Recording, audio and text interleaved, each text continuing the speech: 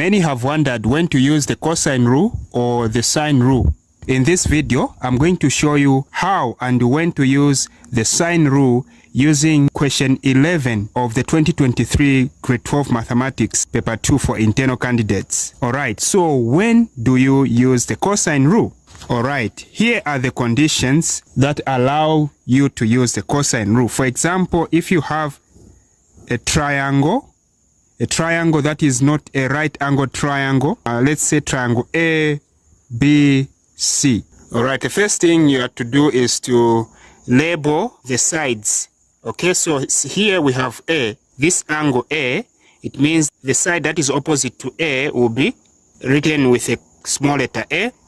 Then this angle here, B, the side that is opposite to this angle will be a small letter B. Then this angle here, C, will be written with a small letter C. Alright, so for you to use the sine rule, number one, you are supposed to have the complete path. What do I mean by that? So when you have a given angle and a given side, which is opposite to this angle, then we call this a complete path. Number two, you should have a half path. So for you to use the sine rule, you should have these conditions satisfied. You should have a complete path, for example, this given angle and its given opposite side, and a half path. For example, if you've been given an angle here and you are being asked to find the side, okay? So a complete path is when you have been given an angle and its opposite side, and then the half path is when you've been given either an angle and a missing side or a side and a missing angle. So these are the conditions that are supposed to be satisfied for you to use the sine rule in solving trigonometric problems. Alright, coming back to our question. This question is saying calculate angle QPR. Angle QPR. So which means this is the angle that they want you to find. Now, how are you going to find this angle? Alright, so for us to find this angle, first of all, let's indicate its missing side. Its missing side will be a small letter P, because the angle here, the vertex where the angle is a capital letter P. Even here, let's also indicate small letter Q to mean the side that is opposite to this angle. Even this angle here, we have R, so we are going to write a small letter R like that. Alright, at the moment we've been given an angle and its opposite side, so meaning we have a complete path, and also we've been given this side and its opposite angle.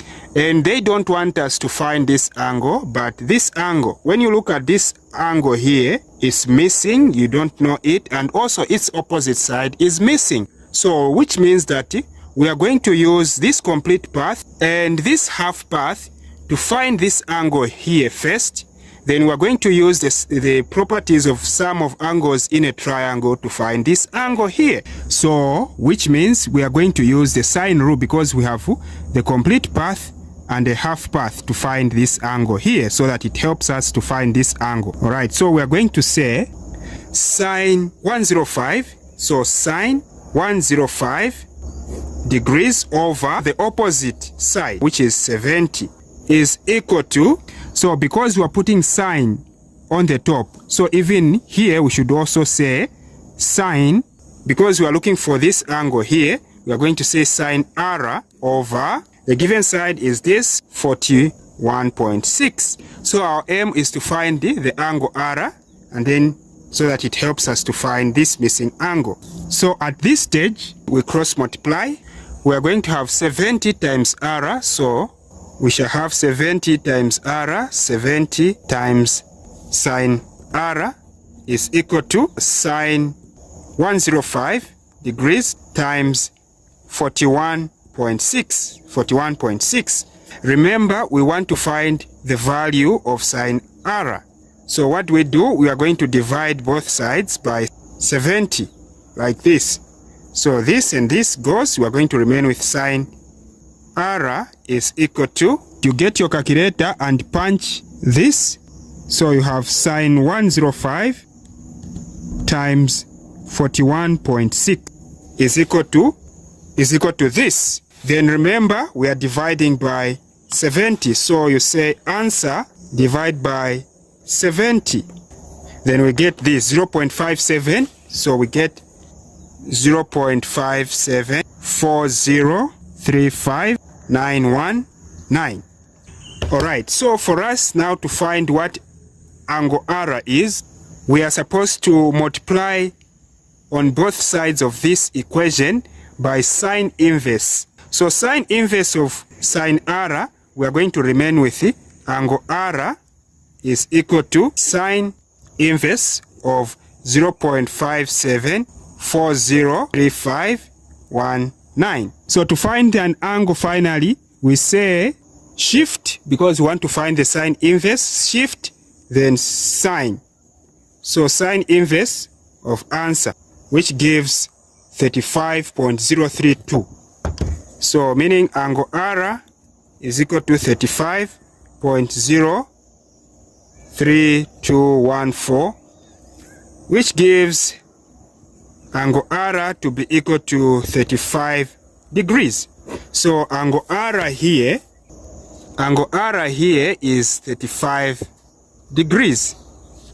Now that we know what this angle is and what this angle is, so to find this angle that they are looking for, we are going to say this angle plus this angle, then subtract from 180.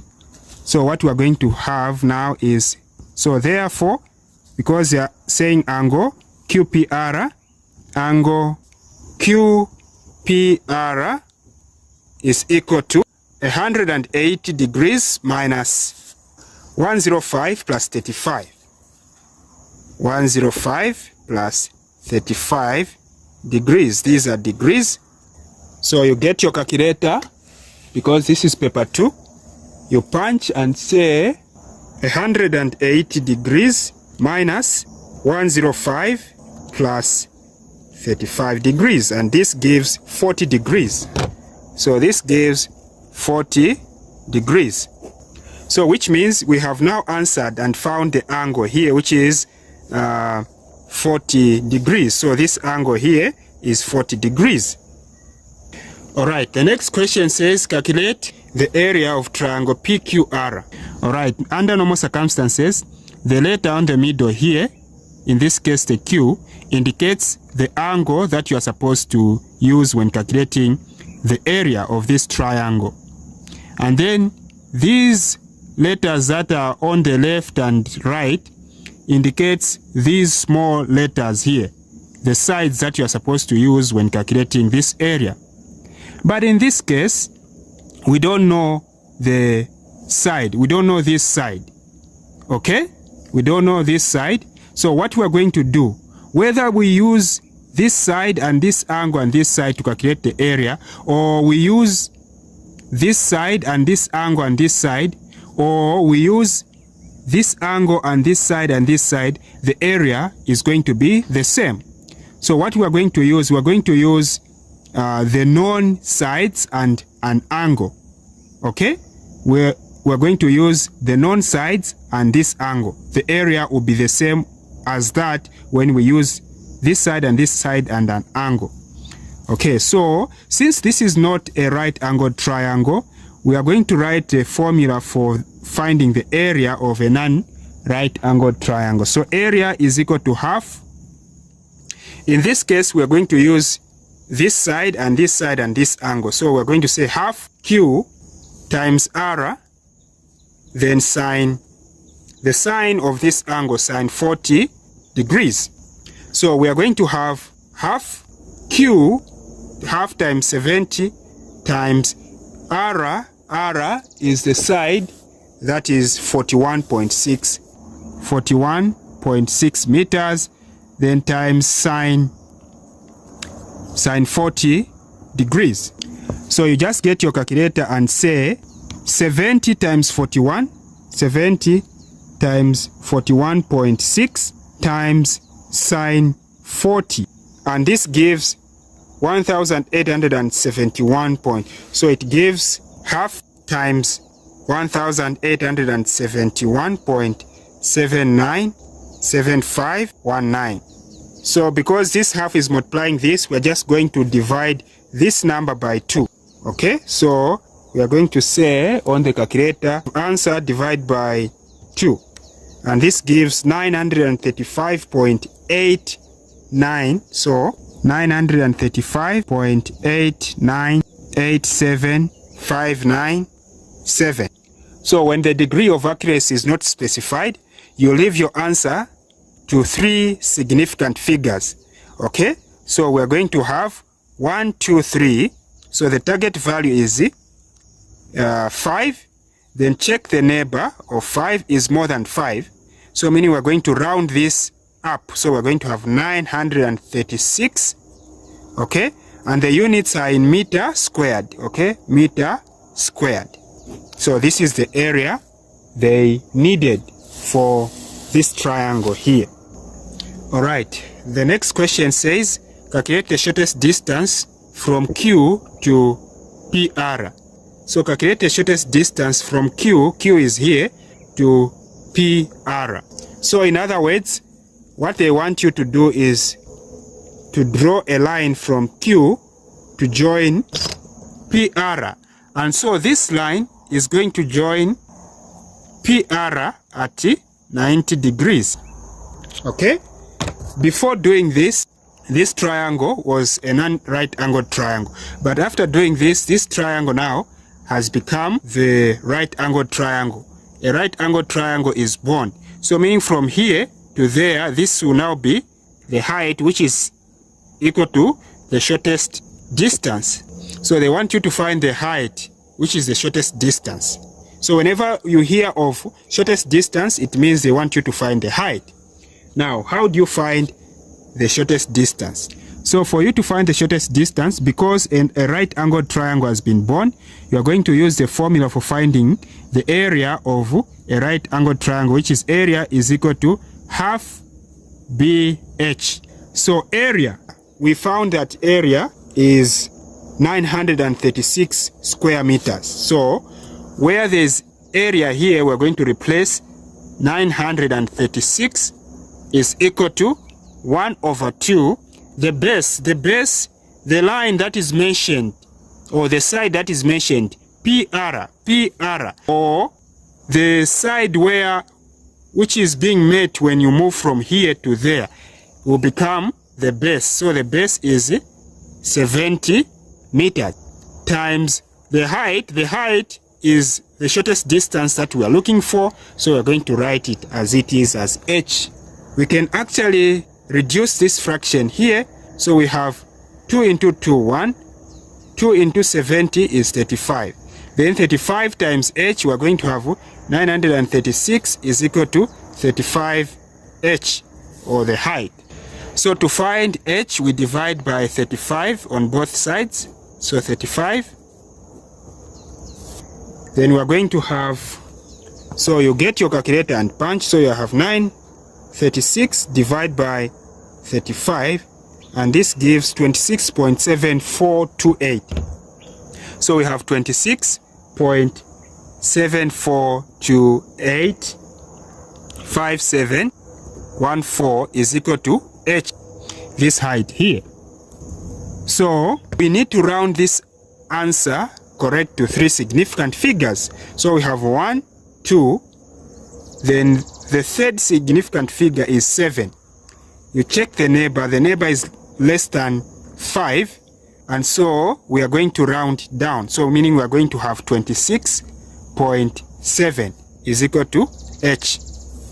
All right, because we are not told to find h, we are told to find the shortest distance. We are going to say, therefore, h is equal to 26.7 meters, which is equal to shortest distance. All right, so whenever they tell you to find the shortest distance, it means they want you to find the height of that triangle. All right, so now we are done with part A of question 11. So we now go to part B. The question says, solve the equation tan theta is equal to 2.75 for theta from 180 to 270. All right, so the first thing that you are supposed to understand when you are given such a question are the quadrants. Okay, so we have the quadrants. This is the first quadrant. This is the first quadrant. This is the second quadrant, and this is the third quadrant, and this is the fourth quadrant. So what you have to know is that because we are looking at tan, what you have to know is that all the angles in the first quadrant are positive. In the second quadrant, only sine is positive. In the third quadrant, only tan is positive. And in the fourth quadrant, only cosine is positive. So for you to master this, you can say all students take coffee. Okay? All students take coffee, for you to master. Right. So now, what you have to know also is that the angle here is 90 degrees. Even this one is 90 degrees, this one is 90 degrees, this one is 90 degrees. Together, they make 360 degrees. All right, coming back to our equation, the equation which they want us to solve. First of all, we are going to find what tan is in the first quadrant.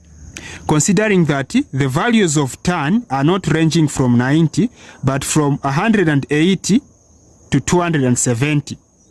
So first of all, we need to find this basic angle of tan in the first quadrant.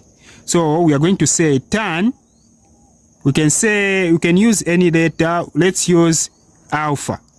The basic angle alpha is equal to 2.75. We are just rewriting this by replacing theta. We are replacing theta with a basic angle alpha because our range, the first quadrant here is 90 and our range is starting from there. So meaning the angle that you are going to find here for tan is not going to be part of the solution. That's why we're putting it as like that. Okay, so what you do to find the basic angle alpha is to multiply through by tan inverse. So when you multiply through by tan inverse, you are going to remain with alpha is equal to tan inverse of 2.75. Then you get your calculator and say shift, because you are looking for tan inverse, shift, then tan. In brackets, put 2.75. 2.75 then is equal to. So you can see that we are finding 70.016. So the basic angle alpha is 70.0168. So which means that alpha is equal to 70 degrees. So in the first quadrant here, tan is 70, is positive and is 70 degrees. But this is not part of our solution because our solution is starting from 180 to 270.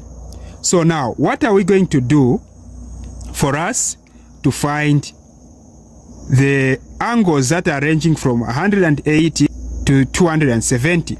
So to find theta, you're going to say theta is equal to the basic angle plus, because from here, you are moving like this up to here is 180. So we are going to say the basic angle plus 180 degrees.